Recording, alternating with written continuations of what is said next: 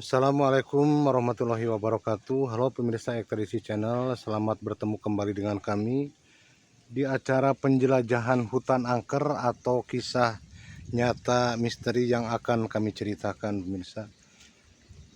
Nah, sebelum kami menceritakan kisah nyata yang akan kami ceritakan, kami mengucapkan terlebih dahulu selamat menjalankan ibadah puasa yang ketiga harinya pemirsa. Semoga puasa kita diberi kelancaran dan diterima oleh Allah Subhanahu wa Ta'ala. Amin ya Allah ya Robbal Alamin. Nah, pemirsa, di episode kali ini kami akan menceritakan kisah nyata di mana narasumbernya saya sendiri pemirsa, karena saya sendiri yang tahu ceritanya, yang tahu kisahnya, dan akan kami ceritakan pemirsa. Sebelum kami ceritakan, jangan lupa dukung terus channel kami dengan cara like, komen, dan juga subscribe biar channel kami bisa berkembang. Dan pemirsa, kisah nyata ini terjadi sudah beberapa puluh tahun yang lalu, dan orang yang akan kami ceritakan itu, yang kisahnya akan kami ceritakan itu sekarang sudah meninggal dunia atau sudah almarhum pemirsa. Ceritanya kami tidak tahu pasti tahun berapa, lupa lagi, karena kejadiannya itu waktu kami masih kecil pemirsa, mungkin sekitar usia 15 tahunan pemirsa kejadiannya. Jadi kami akan ceritakan, dan emang ini cerita nyata real, bukan rekayasa pemirsa, karena kami tidak pernah menceritakan kisah nyata yang rekayasa pemirsa. Jadi cerita yang kami ceritakan selalu kisah nyata, dan kisah nyata ini kami alami pemirsa. Kami sekarang berada di salah satu hutan pemirsa.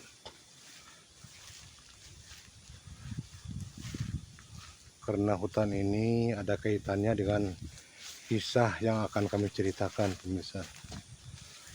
Namun mohon maaf, akan kami samarkan nama narasumbernya atau nama orangnya atau nama tempatnya demi menjaga privasi pemirsa. Jadi akan kami samarkan baik nama atau tempatnya. Namun hal ini memang kami sendiri yang tahu pemirsa. Jadi pemirsa, kisah nyata ini terjadi beberapa tahun yang lalu, waktu kami pun masih berumur sekitar 15 tahun. Jadi ceritanya ada seorang gadis pemirsa, sebut saja namanya Puspa.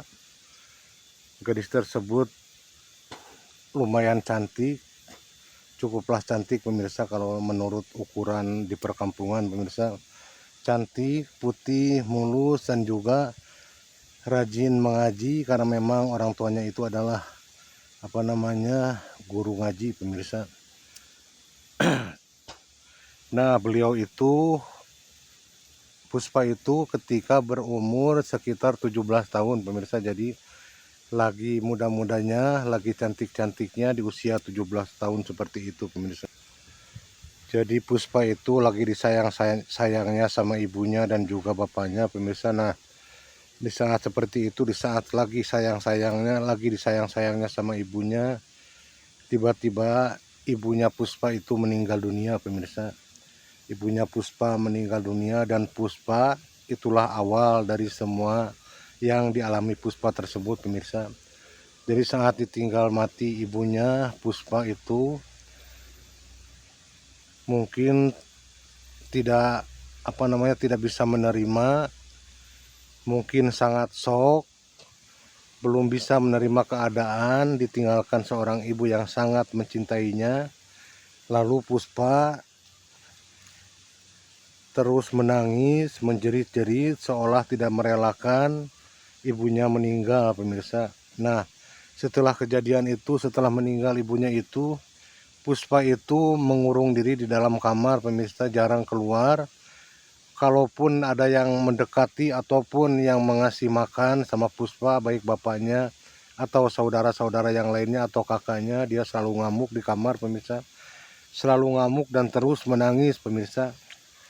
Jadi setelah meninggal ibunya, Puspa itu selalu mengurung diri di dalam kamar dan tidak pernah keluar dari kamar pemirsa. Dan kalaupun Puspa keluar, pasti keluar kalau malam hari pemirsa tanpa sepengetahuan bapaknya dan kakak-kakaknya juga keluarga yang lainnya.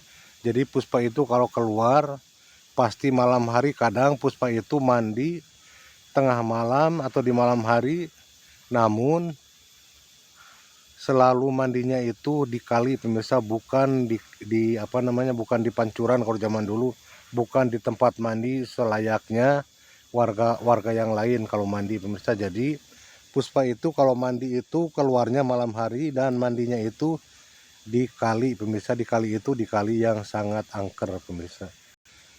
Mungkin pemirsa karena sakit hatinya ditinggalkan yang namanya ibu tercinta pemirsa, jadi Puspa itu setelah kematian ibunya, sebelum Puspa keluar malam untuk mandi atau ngumpet diri di dalam kamar, jadi Puspa itu sering mendatangi makam atau kuburan ibunya pemirsa. Kadang sore, kadang pagi-pagi, kalau dicari pasti sedang di kuburan, sedang menangis atau tiduran di kuburan ibunya pemirsa. Kadang-kadang malam hari Puspa tidak ada, ternyata saat dicari ternyata di kuburan ibunya.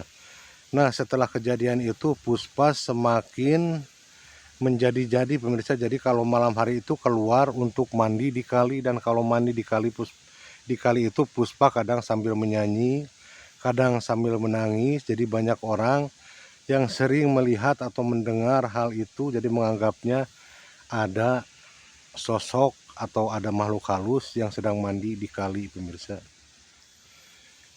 Awal-awalnya tidak ada yang menyangka kalau itu adalah Puspa pemirsa. Jadi awal-awalnya orang-orang yang sering melihat penampakan, yang sering melihat Puspa maksudnya mandi di kali, jadi orang-orang sering menganggapnya itu adalah penampakan makhluk halus atau kuntilanak pemirsa. Dan dari prasangka itu, dari prasangka orang-orang itu, Puspa tidak pernah diketahui sama orang lain atau keluarganya kalau Puspa sering keluar malam untuk mandi di kali, menyanyi dan juga menangis di kali pemirsa. Dan sehabis pulang dari mandi di kali, Puspa langsung masuk kamar lagi lewat jendela. Tidak diketahui bapaknya atau saudara yang lainnya pemirsa.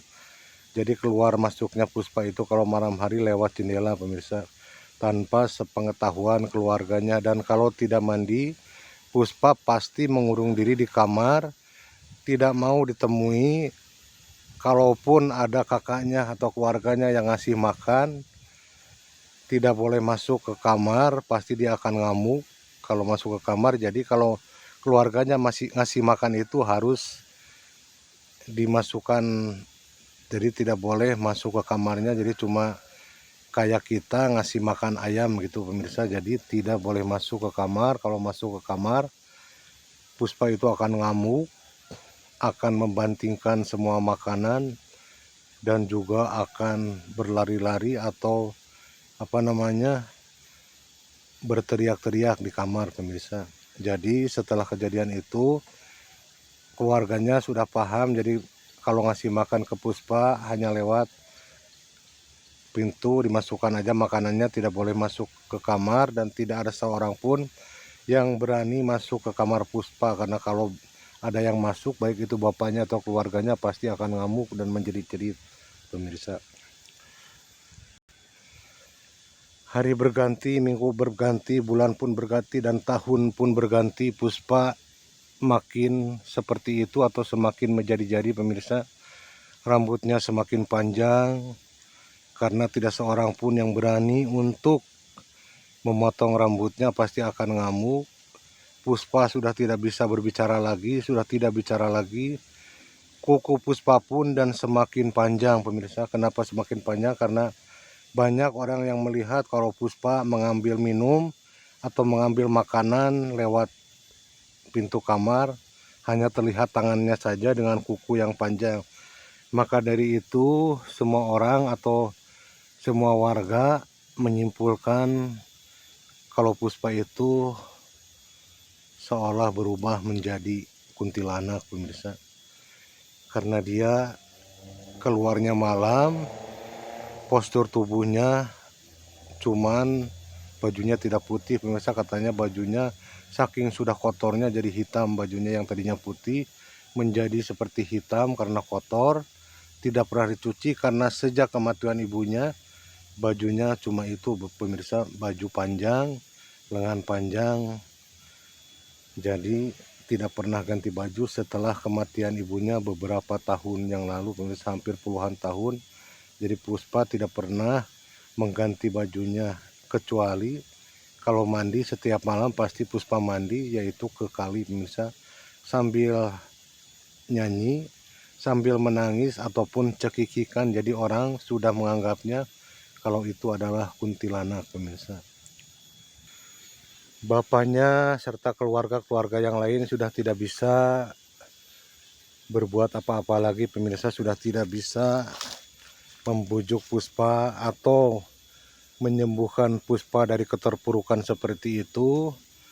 Maklum zaman dahulu, jadi tidak seperti sekarang, pemirsa. Kalau yang sakit pasti dibawa ke rumah sakit jiwa atau apa, namun yang dulu, kalau dulu jarang seperti itu, jadi dibiarkan seperti itu. Dan Puspa pun semakin menjadi-jadi, semakin keluyuran tengah malam, dan keluyurannya cuma di sekitar pemakaman dan juga di kali-kali, pemirsa, atau kalau di Sunda disebutnya hawangan, pemirsa.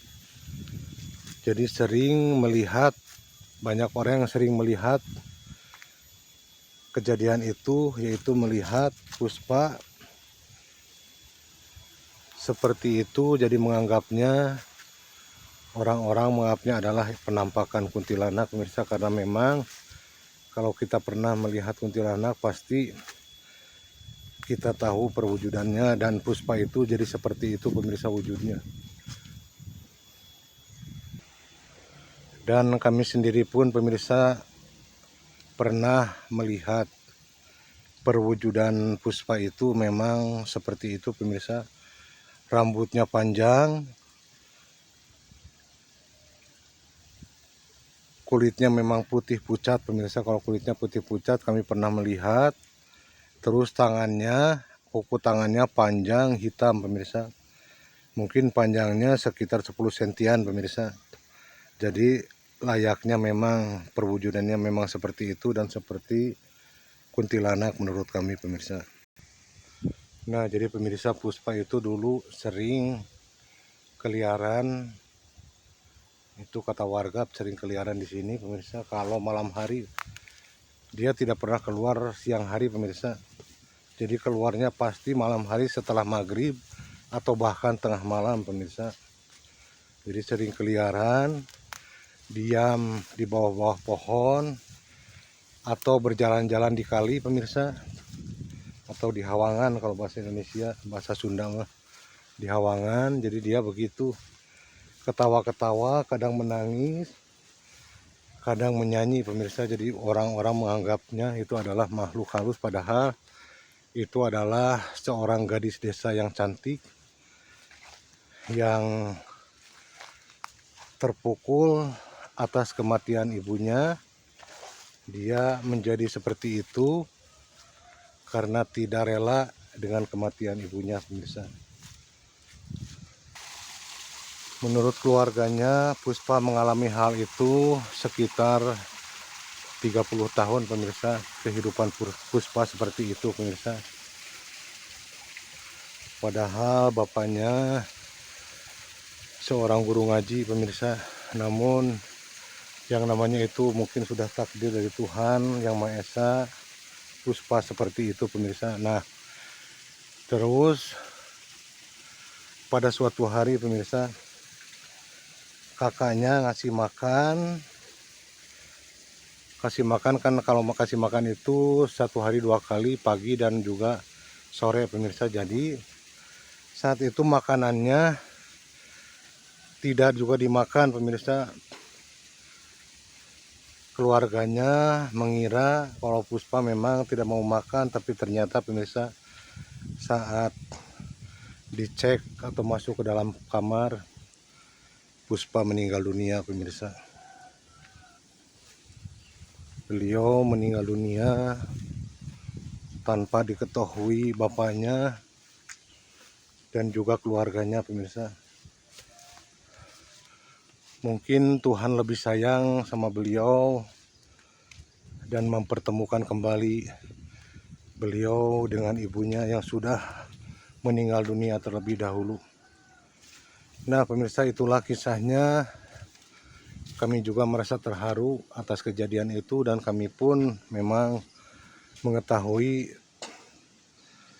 semua kisahnya pemirsa.